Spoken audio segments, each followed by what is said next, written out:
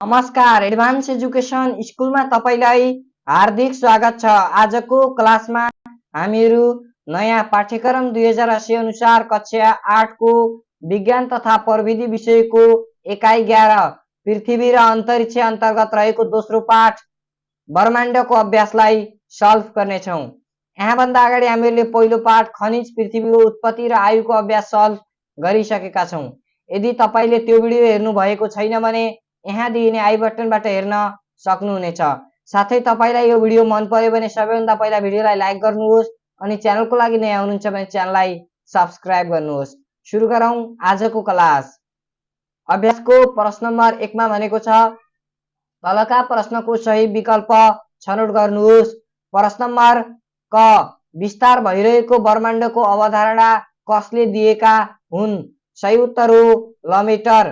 प्रश्न नम्बर ख बृहस्पतिमा ठोकिएर नष्ट भएको पूर्णेतारा कुन हो? सही उत्तर हो शुमेकर लेभी। प्रश्न नम्बर ग मा भनेको छ तलका मध्ये कुन बुँदाले ट्रोजनको विशेषतालाई बुझाउँछ? सही उत्तर हो यिनीहरूले ग्रहको कक्षामै रहेर परिक्रमा गर्दछन्। यिनीहरूले ग्रहको कक्षामै रहेर परिक्रमा गर्दछन् भन्ने सही उत्तर हो। प्रश्न नम्बर घ मा एउटा चित्र देखाएको छ अर्थात् चित्रमा दिएको एक खगोलीय आकृति केबाट बनेको हो भनेको छ। यो खगोलीय आकृति छ नि, यो ए यसो गरेर यहाँ ए देखाएको छ नि, यो कुन केबाट बनेको भनेर सोधेको छ। सही उत्तर हो बरफ, ग्यास र धुलोबाट बनेको हो। यस प्रकार हामीहरूले प्रश्न नम्बर 1 मा रहेका प्रश्नहरूको सही विकल्प छनौट गरेका छौँ। प्रश्न नम्बर 2 मा भनेको छ फरक लेख्नुहोस्। प्रश्न नम्बर अ उल्का र उल्कापिण्ड। फरक लेख्नका लागि पहिलो प्रश्न नम्बर क मा उल्का र उल्कापिण्ड छ। उल्का र उल्कापिण्ड बीच निम्नानुसार फरक छ। एकातर्फ लेखौँ उल्का, अर्कोतर्फ लेखौँ उल्कापिण्ड। पहिलो फरकको रूपमा लेख्न सक्छौँ यो वायुमण्डलमा नै हराएर जान्छ। यो वायुमण्डलमा नै हराएर जान्छ। को उल्का वायुमण्डलमा नै हराएर जान्छ। उल्कापिण्ड पृथ्वीको सतहमा आइपुग्छ। दोस्रो फरकको रूपमा लेख्न सक्छौँ यसको पिण्ड सानो हुन्छ, उल्काको पिण्ड सानो हुन्छ, उल्कापिण्डको पिण्ड ठुलो हुन्छ। यस प्रकार हामीहरूले उल्का र उल्कापिण्ड बीच फरक लेखेका छौँ। प्रश्न नम्बर आ भनेको छ तारापुञ्ज र तारामण्डल। तारापुञ्ज र तारामण्डल बीच निम्नानुसार फरक छ। एकातर्फ लेखौँ तारापुञ्ज, अर्कोतर्फ लेखौँ तारामण्डल। पहिलो फरकको रूपमा लेख्न सक्छौँ तारा, ग्रह, उपग्रह लगायत आकाशीय पिण्डको विशाल समूहलाई तारापुञ्ज भनिन्छ। तारामण्डल अन्तर्गत लेख्न सक्छौँ निश्चित आकारको ताराहरूको समूहलाई तारामण्डल भनिन्छ। दोस्रो फरकको रूपमा लेख्न सक्छौँ तारापुञ्ज 3 प्रकारको आकार भएका अनगन्तित रहेका छन्। तारापुञ्ज 3 प्रकारको आकार भएका अनगिन्ती रहेका छन्। तारामण्डल अन्तर्गत तारामण्डल 88 वटा रहेका छन्। तेस्रो फरकको रूपमा लेख्न सक्छौँ जस्तै आकाशगङ्गा, जस्तै सिंह। अब तपाईले बुझ्नु पर्यो राशिहरू है, राशिहरू त्यसै अनुसार बुझ्नु पर्यो। तपाईले 88 वटामा विभिन्न प्रकारका जनावरका नाम दिएका छन्, त्यसमध्ये 12 वटा राशिहरू हामीलाई थाहा छ है। यसरी हामीले तारापुञ्ज र तारामण्डलका बीचमा फरक लेखेका छौँ। प्रश्न नम्बर ई मा भनेको छ शिशु ग्रह र पूर्णेतारा। शिशु ग्रह र पूर्णेतारा बीच निम्नानुसार फरक छ। एकातर्फ लेखौँ शिशु ग्रह, अर्कोतर्फ लेखौँ पूर्णेतारा। पहिलो फरकको रूपमा लेख्न सक्छौँ मङ्गल र बृहस्पति ग्रहका बीचमा रहेको फराकिलो क्षेत्रमा ग्रहभन्दा ससाना हजारौं संख्यामा रहेका पिण्डलाई शिशु ग्रह भनिन्छ। मङ्गल र बृहस्पति ग्रहका बीचमा रहेको फराकिलो क्षेत्रमा ग्रहभन्दा ससाना हजारौं संख्यामा रहेका पिण्डलाई शिशु ग्रह भनिन्छ। पूर्णेतारा अन्तर्गत ग्यासीय बरफको डल्लोलाई पूर्णेतारा भनिन्छ। दोस्रो फरक जस्तै सिरस, भेस्टा यी शिशु ग्रहहरू हुन्। सिरस, भेस्टा यी शिशु ग्रह हुन् भने प्लिज कमेन्ट पूर्णेतारा हुन् अर्थात् पुरुषे तारा हो। यसरी हामीले शिशु ग्रह र पुरुषे ताराका बीचमा फरक लेखेका छौँ। यो सँगै हामीले प्रश्न नम्बर 2 मा रहेका 3 वटा प्रश्नहरूका फरक लेखिसकेका छौँ। अब हेर्दैछौँ प्रश्न नम्बर 3। प्रश्न नम्बर 3 मा भनेको छ कारण दिनुहोस्।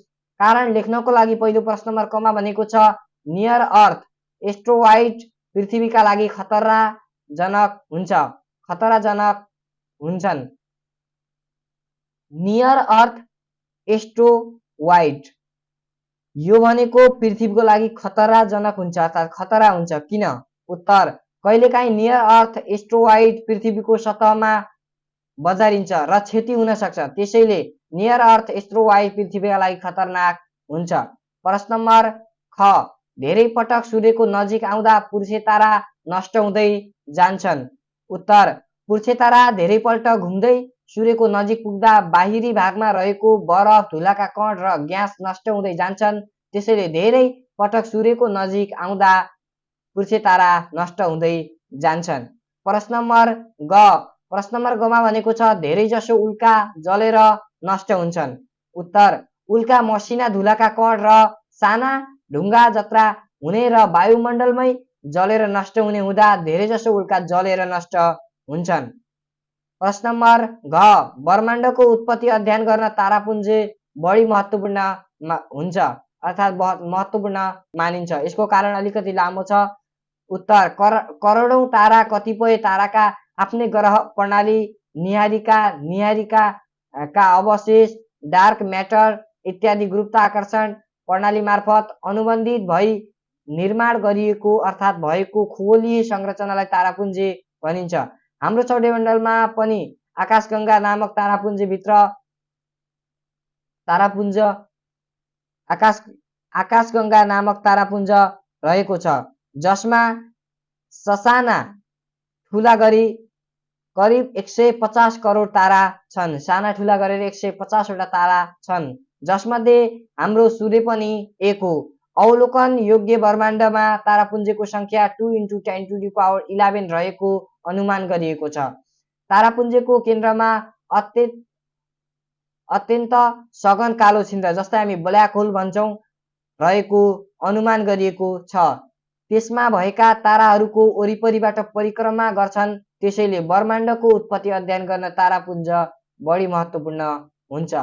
यसरी हामीले यसको बारेमा लेखेका छौँ। यससँगै हामीले प्रश्न नम्बर 3 मा रहेका प्रश्नहरूका कारण लेखेका छौँ। यो अलिकति लामो छ र यो बुझ्न पनि गाह्रो हुन सक्छ। तपाईलाई 3-4 चोटि पढ्नु होला, अलिकति तपाईलाई केही सजिलो हुनेछ। प्रश्न नम्बर 4 मा भनेको छ तलका प्रश्नको उत्तर लेख्नुहोस्। प्रश्न नम्बर क ब्रह्माण्ड भनेको के हो? उत्तर पृथ्वी, सूर्य, चन्द्रमा, ग्रह, तारा, तारापुञ्ज, तारामण्डल, उल्का, उल्कापिण्ड आदि लगायतको अत्यन्तै विशाल क्षेत्रलाई ब्रह्माण्ड भनिन्छ। क्वेसन आउन सक्छ यो परीक्षामा है। ब्रह्माण्ड भनेको के हो भनेर सोधेपछि कसैले पृथ्वी, सूर्य, चन्द्रमा, ग्रह, तारा, तारापुञ्ज, तारामण्डल, उल्का, उल्कापिण्ड आदि लगायत धेरै छन्, ती लगाए सबैको अत्यन्तै ठुलो विशाल क्षेत्रलाई के भनिन्छ? ब्रह्माण्ड भनिन्छ। प्रश्न नम्बर ख मा भनेको छ बिग ब्याङ सिद्धान्तको वर्णन गर्नुहोस्। बिग ब्याङ सिद्धान्तको वर्णन गर्नुपर्नेछ, अलिकति लामो छ यो। उत्तर वर्णन भनेपछि लामो लेख्यौँ है हामीले। उत्तर ब्रह्माण्डको उत्पत्ति सम्बन्धी धेरै सिद्धान्त प्रतिपादित भएका छन्। तीमध्ये सबैभन्दा विश्वसनीय सिद्धान्त बिग ब्याङ सिद्धान्तलाई मानिन्छ। आकाशगंगा, तारापुञ्ज लगायतका सबै तारापुञ्ज ठुलो गतिमा एक अर्काबाट टाढा जाँदै गरेको अवलोकनबाट यो सिद्धान्तको जन्म भएको मानिन्छ। यस सिद्धान्त अनुसार ब्रह्माण्डको उत्पत्ति एउटै परमाणुको महाविस्फोटनबाट भएको मानिएको छ। विस्फोटन पूर्व ब्रह्माण्डमा रहेका 4 आधारभूत बल, गुरुत्वाकर्षण बल, त्यसपछि विद्युत चुम्बक बल, बलिएको आणविक शक्ति र कमजोर आणविक शक्तिहरू एकीकृत रूपमा एकल शक्तिका रूपमा रहेको मानिन्छ। त्यसैले अस्तित्वको पहिलो चरणमा ब्रह्माण्ड एकदम सुकुञ्चित अवस्थामा रहेको मानिन्छ। त्यस समयमा ब्रह्माण्ड सानो एकल परमाणुको आकारमा एकदमै ऊर्जावान अवस्थामा रहेको मानिन्छ। बिग ब्याङ सिद्धान्त अनुसार अत्याधिक शक्ति र चापका कारण उक्त परमाणुको महाविस्फोटन भयो र ब्रह्माण्डको उत्पत्ति भएको मानिन्छ।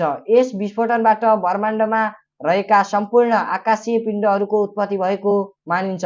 जसरी एउटा पटक्का फुट्दा त्यसमा रहेका पिण्डहरू चारैतिर छरिन्छन् र एक अर्काबाट टाढा उछिन्छन्, त्यसरी नै उक्त महाविस्फोटन पश्चात सबै आकाशीय पिण्ड एक अर्काबाट टाढा गइरहेका छन्। त्यसैले ब्रह्माण्डको आकार पनि दिनानुदिन बढ्दै गइरहेको छ। यसको विस्तार निरन्तर र मन्द गतिमा भइरहेको छ, तर यिनीहरूको गति भने गुरुत्वाकर्षण बलको कारण घट्दो क्रममा छ। यसरी हामीले बिग ब्याङ सिद्धान्तको वर्णन गर्न सक्छौं। यसरी लेखेका छौं हामीले। यो सिद्धान्त भनेको, यो सिद्धान्त त छोटै हो, पृथ्वीमा रहेका सबै आकाशीय पिण्डहरू चलायमान हुन्छन् भन्ने सिद्धान्त लेख्ने हो हामीले। सिद्धान्त भनेको त्यो हो। यो सिद्धान्तको वर्णन लेख्दाखेरि अर्थात् वर्णन गर्दाखेरि यो लेख्नु पर्छ। प्रश्न नम्बर ग।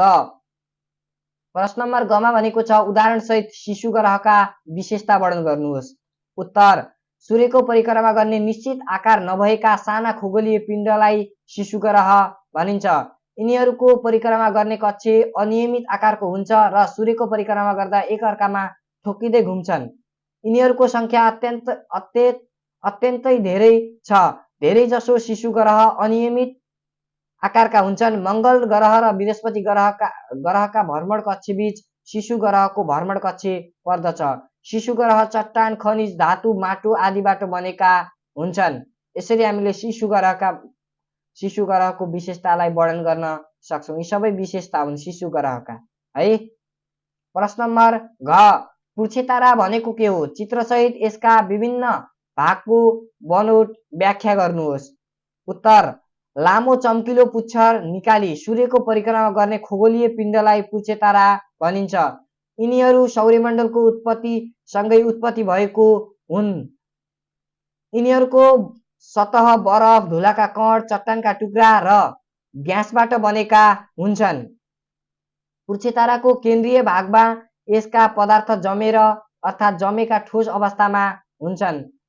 यसलाई न्युक्लियस भनिन्छ। यसलाई न्युक्लियस भनिन्छ। कसलाई? यसलाई न्युक्लियस केलाई भनिन्छ भनेपछि बुझ्नु पर्यो तपाईले। सतह बरफ, धुलाका कण, चट्टानका टुक्रा र ग्यासबाट बनेका हुन्छन्। पुच्छे ताराको केन्द्रीय भागमा यसका पदार्थ जमेर ठोस अवस्थामा हुन्छन्। यो ठोस अवस्थामा छन् जमेर, यसलाई भनिन्छ न्युक्लियस। र यहाँ लेखेको पनि छ, सूर्यको नजिक आउँदा जमेका पदार्थहरू सौर्य तापको बाफ र ग्यास बन्दछन् र न्युक्लियसको वरिपरि बादल जस्तो कोमा, यसलाई भनिन्छ कोमा, बनाउँछन्। यसरी नै सौर्य आँधीले कोमामा पदार्थलाई उडाएर परसम्म पुर्याउँछन्, जुन सूर्यको प्रकाशले गर्दा चम्किलो देखिन्छ। यसलाई भनिन्छ पुच्छर। जुन यी छन् नि, यिनलाई भनिन्छ पुच्छर। यिनीहरू के हुन् त? पुच्छर हुन्। यिनीहरू पुच्छर हुन्। सौर्य आँधीका कारण बनेका हुनाले पुच्छे ताराका पुच्छर जहिले पनि सूर्यको विपरीत दिशामा फैलिएको देखिन्छ। राम्ररी अवलोकन गर्ने हो भने पुच्छे ताराका दुईवटा पुच्छर हुन्छन्। धुलाका कणबाट बनेको सेतो र मोटो पुच्छर, जुन यो हो, र आयोनका रूपमा रहेका ग्यासबाट बनेको चम्किलो मसिनो नीलो पुच्छर, जुन यो हो, हुन्। सूर्यबाट टाढा हुँदै जाँदा सौर्य आँधीको प्रभाव कम हुँदै जाने भएकाले पुच्छर पनि बिस्तारै हराउँदै जान्छ।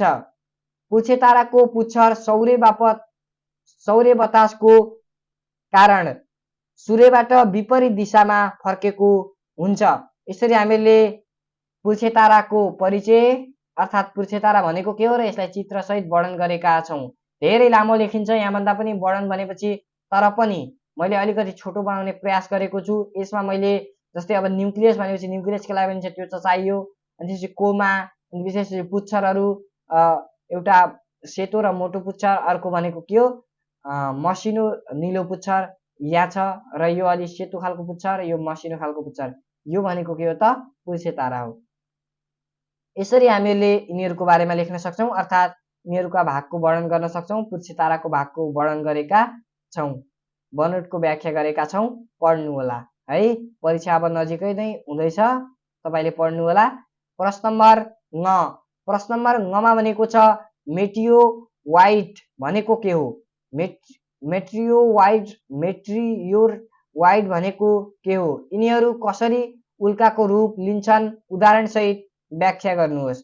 उत्तर, अन्तरिक्षमा धेरै मसिना ढुङ्गा जस्ता वस्तु घुमिरहेको हुन्छन्। यिनीहरू शिशु ग्रह वा पुच्छे तारा टुक्रिएर बनेका हुन्छन्। यिनीहरूमा फलाम, निकेल जस्ता धातुहरू वा चट्टान पाइन्छन्। यिनीहरूलाई मेटियोचोइट, यहाँ मेटियोचोइट भएछ, तपाईँले सच्याउनु होला। मेट्रियोवाइट भनिन्छ। यिनीहरू ठोस तथा अनियमित आकारका हुन्छन् र अन्तरिक्षमा ठोक्किँदै टुक्रिँदै दिशा परिवर्तन गर्दै विचरण भ्रमण गरिरहेका हुन्छन्।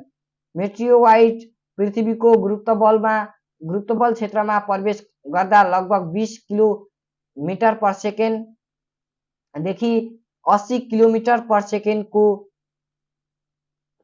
गतिमा आउने हुनाले वायुमण्डलसँगको घर्षणको कारणले बल्दै चम्किलो रूपमा पृथ्वीको सतहतिर झर्दछन्। रातको समयमा देखिने यस्ता तीव्र वेगका चहकिला पिण्डलाई उल्का अर्थात् सुटिङ स्टार भनिन्छ। मानिस लगायत अर्थात् मानिस यसमा तारा खसेको पनि भन्छन्। मानिसले जुन यो सुटिङ स्टार छ नि अर्थात् उल्कालाई के भन्छन् भनेपछि तारा खसेको भन्छन् है। यसरी हामीले यिनीहरूको बारेमा लेखेका छौँ। के कुरा यहाँ अशुद्ध भएको छ तपाईँले सच्याउनु होला।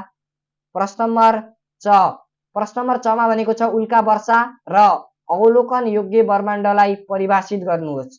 उत्तर, एकै स्थानमा धेरै उल्का खस्नुलाई उल्का वर्षा भनिन्छ र शक्तिशाली टेलिस्कोपले देखिने ब्रह्माण्डीय भागलाई अवलोकन योग्य ब्रह्माण्ड भनिन्छ। परिभाषा लेखेका छौँ। अब हेर्दैछौँ अन्तिम प्रश्न नम्बर 6। चित्रको अध्ययन गर्नुहोस् र तलका प्रश्नको उत्तर लेख्नुहोस्। प्रश्न नम्बर अ, चित्रमा देखाएका खगोलीय संरचनाका विशेषता लेख्नुहोस् अर्थात् उल्लेख गर्नुहोस्। यो भनेको के हो? तारामण्डल हो। अर्थात् उत्तर, चित्रमा देखाएको खगोलीय संरचना तारामण्डलको हो। तारामण्डल रहेको आकाशलाई ज्योतिषविदहरूले 88 वटा खण्डमा विभाजन गरी 88 वटा तारामण्डल नामाकरण गरेका छन्। पहिले ग्रीक, रोम तथा अन्य सभ्यताका मानिसहरूले उत्तरपट्टि तारामण्डलहरू हेरी यी मण्डलहरूलाई कथासँग मिल्दो जनावर, देवता आदिका पात्रहरू वा सामग्रीको नाम दिएका थिए, जस्तै सिंह, कालिया आदि। 88 वटा यस्तै प्रकारका नाम छन्। त्यसमध्ये 12 वटा राशिहरू हुन् भन्ने कुरा बुझ्नु भएको छ तपाईँले है। लिउ भयो है। यो तपाईँले राशिहरूका नाम त थाहा नै, एरिस, टोरेस, जेमिनी, त्यसै प्रकारका धेरैहरू छन्। तपाईँले पढ्नु होला। 12 वटा छन्, तिनलाई याद गर्नु होला है, किनकि पछि कहिलेकाहीँ तपाईँलाई त्यो पनि आवश्यक हुन सक्छ। यिनीहरूको अन्तरिक्ष अध्ययनमा के महत्त्व रहेको छ? यिनीहरूको अन्तरिक्ष अध्ययनमा के महत्त्व रहेको छ भनेको छ तारामण्डलको है। अनुभवीहरूले आकाशमा देखिने तारामण्डलको अवस्थितिको अवलोकनबाट सजिलैसित समयको अट्कल लगाउन सक्छ। त्यसैगरी तिनीहरूको अवस्थितिबाट भौगोलिक दिशा पनि थाहा पाउन सकिन्छ। कम्पास तथा घडीको आविष्कार हुनुभन्दा पहिले नाविकहरू तारामण्डललाई हेरेर आफू जानुपर्ने दिशा पत्ता लगाउने गर्थे। यसरी हामीले यो तारामण्डलको बारेमा धेरै कुरा जानेका छौँ। तपाईँले यो कुरालाई बुझ्नु होला है। अलिकति तपाईँले किताब पढ्नुपर्ने हुन्छ अनि तपाईँले आउँछ। मैले यहाँ अभ्यास सहजीकरणका भिडियो सामग्री दिने भएकाले त्यति धेरै छलफल गरेको छैन। पछि अब हाम्रो कोर्स सकियो। आज मैले सबै पाठहरू तपाईँहरूको सल्भ गरेर दिइसकेको छु। दसैँपछि भने म तपाईँलाई एजुकेसनल कन्टेन्ट, धेरै इम्पोर्टेन्ट कन्टेन्टहरू तपाईँलाई एक्स्ट्रा क्लासमा छलफल गराउने छु। के हुन्, कस्ता खालका कुरा हुन्, सबै कुरा म पछि भन्ने छु।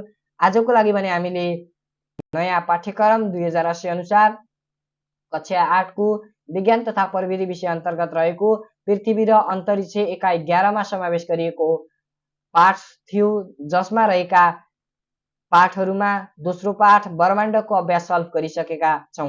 यहाँभन्दा पहिला हामीहरूले खनिज पृथ्वीको उत्पत्ति र आयुको अभ्यास सल्भ गरिसकेका छौँ। यदि तपाईँले त्यो भिडियो हेर्नुभएको छैन भने यहाँ दिइने आई बटनबाट हेर्नुहोला। अहिलेको भिडियो यो हेर्नुभएको छ, अगाडिका सबै च्याप्टरका भिडियोहरू तपाईँले ह्यासट्यागबाट पनि पाउनुहुनेछ, नभए तपाईँले भिडियो डिस्क्रिप्सनको अन्तिममा जानुभयो भने त्यहाँ एउटा प्लेलिस्ट हुनेछ।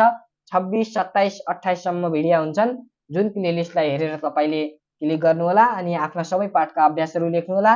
कुनै पनि कुरा कन्फ्युजन, कुनै पनि कुरामा त्रुटिहरू भेटाउनु भयो भने मलाई सुझाव दिनुहुनेछ विश्वास छ। आजको लागि भिडियो क्लास अन्त्य गर्छु। तपाईँहरू सम्पूर्णको दिन शुभ रहोस्। धन्यवाद। फेरि भेट्नेछौँ।